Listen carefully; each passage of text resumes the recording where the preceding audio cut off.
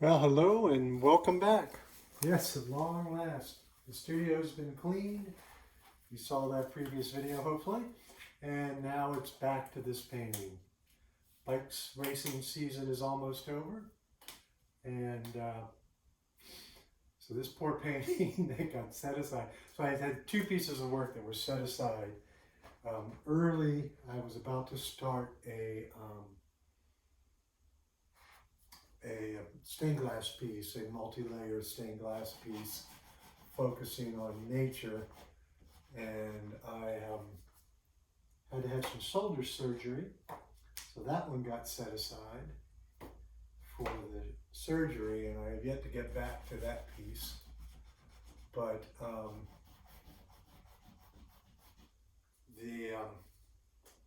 and then this painting got set aside because I didn't get it done before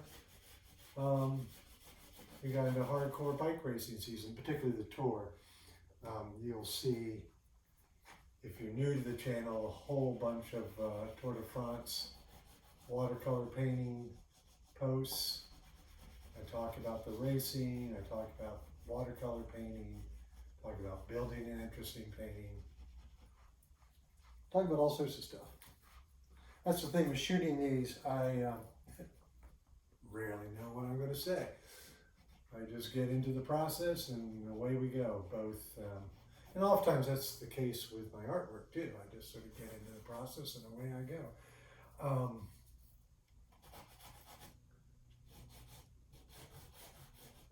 It's good to plan ahead. But, so this painting, and I've talked about it in earlier videos, is comprised of two different sketches done on site in Manhattan when I was up there last May, to actually get our new dog. But I went out and went and saw the Whitney Biennial, and then figured I'd go. And of course, I always carry a sketchbook whenever I travel. And try to carry it most times. So you never know when you're going to find an interesting painting idea. So I'm sorry, I'm stopping to think because I've got to figure out this glass. I was thinking, like, do I just leave his hand empty up here? But that won't make a lot of sense. So, sorry, that's the downside of shooting these videos. It's like, blah, blah, blah, because I got to think while I paint. And, I'm actually one of those people who think about what I say. I don't just talk for the sake of talking. All right, so now let's work back across this glass.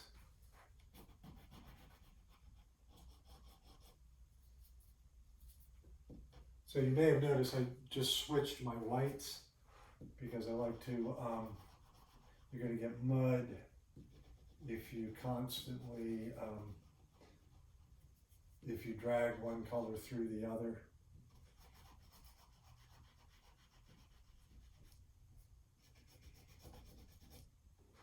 So I switched, and actually now I'm going to wipe this just so I get an even purer white inside the glass.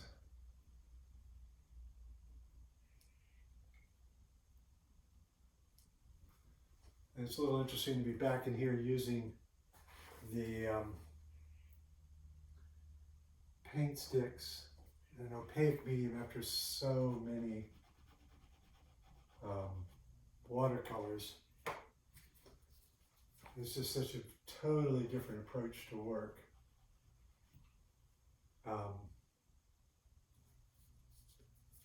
Which I like. It's fun to bounce between media. So in the previous video, of course, I showed you some of my stained glass materials. So I do bounce between media, and they all require a different way of approaching the artwork, approaching the subject matter, the order of colors that you work. A although frequently I work warm to cool. Of course, stained glass is just a totally different thing on so many levels. So I'm just right now trying to match this, don't really remember exactly what I did to get this bar color. But I think it was, as I'm doing it, the yellow and the white, and then come back with the orange as the top color. And if you mix with the oil sticks, if you mix that order, you get a different result, a different color.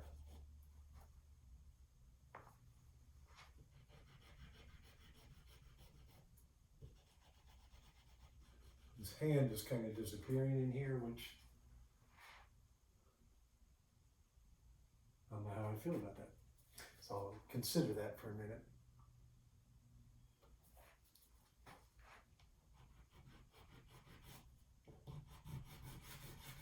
And then in the watercolors, I've talked about creating a black. So as you can see now, I'm using some of this alizarin crimson. And then I'm going to lay phthalo blue into it. And you can see how that gives a really nice deep dark. So this is the back bar, behind the bar, back into the floor of the bartender's domain. Yeah, that kind of works. So what I'm going to do here is just do a little bit more in real time like this, and then I'm going to switch to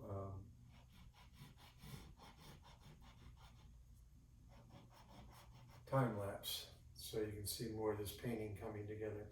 So I didn't finish that thought about the two sketches.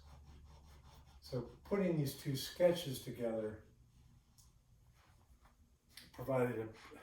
created a problem, I guess is the right word, not provided. And it was this real issue of scale that became a problem. That the scale's like, this woman here. But then the whole idea for this painting, and most likely for some other paintings to come, and it's,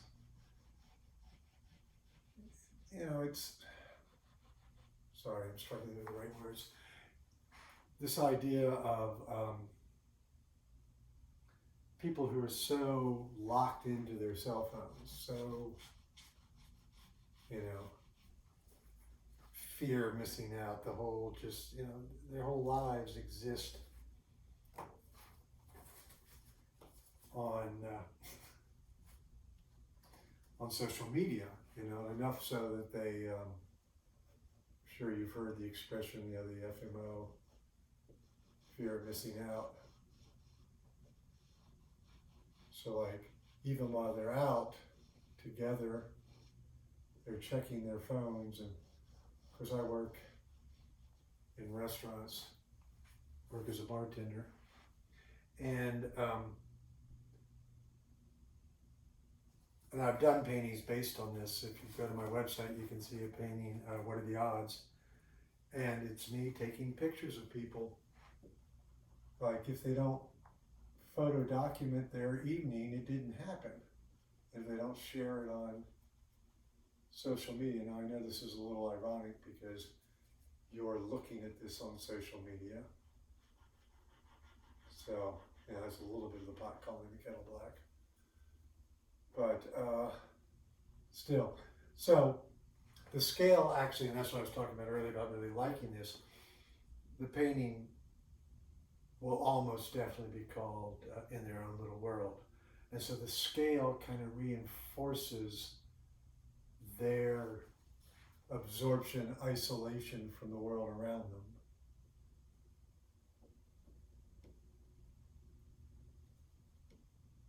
So I don't, but sort of the idea of the title came about because of the way the composition, the way the image happened. Sorry, I'm also trying to figure out what's going on right here.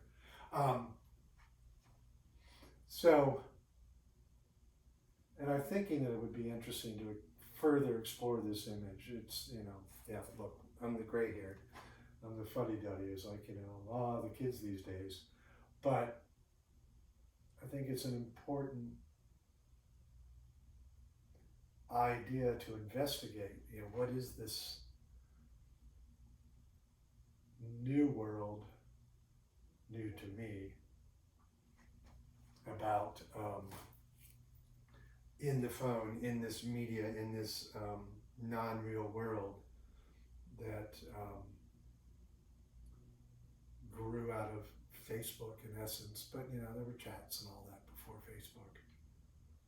But anyway, so that's where the idea is going. Now I'm going to stop this video here. We'll encourage you again to subscribe, like, follow, thumbs up. I'd love to hear your comments, either on the painting or on the idea of the whole fear of missing out, cell phone obsessed world.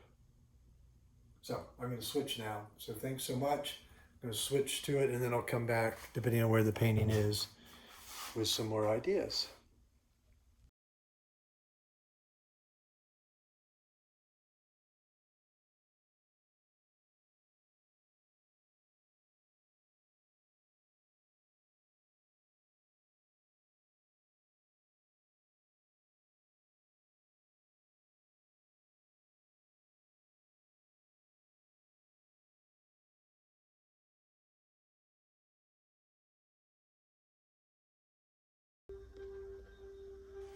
Well, of course, we got the classic.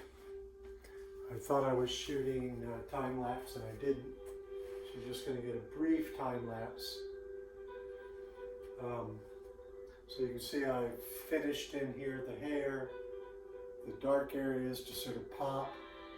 I've got this image here in the glass from intrinsically the viewer. So she's engaged with her phone. This guy has his drink. Actually doesn't have a phone.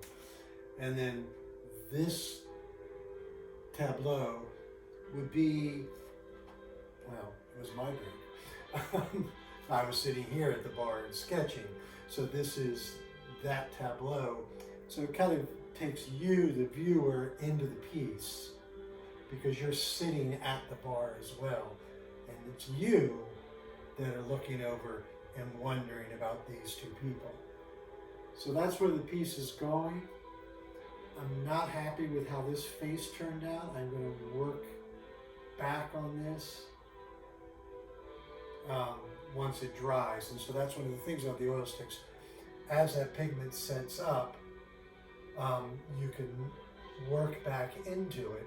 It's one of the great ways to get highlights like these little pops right here where you can come back in and build a brighter area. That's also what I did up here in the cell phone in this, what looks to me like a text exchange. The one thing is I've decided, here's one of the things about color harmony and color balance in the pieces is I've got this one area of green, but you see there's a few little hints. Green doesn't appear anywhere else.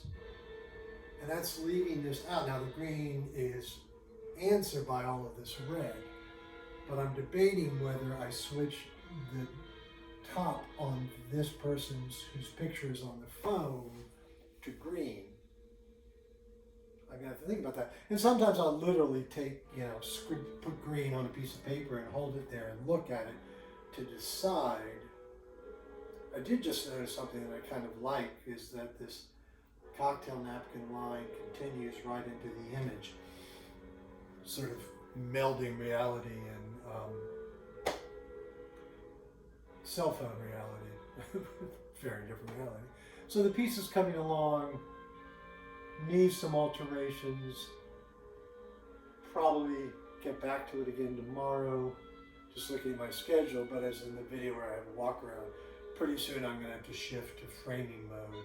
I've got to deliver work in about 2.5 weeks, and then there are the World Championships to paint as well. So, that's where we are. That's where we're going. Just noticed something I want to play with a little bit here.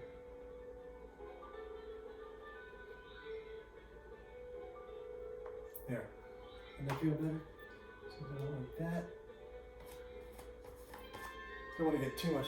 You notice that I wear the gloves on my hands just because in about an hour and a half, I'll be on this side of the bar. Not this side.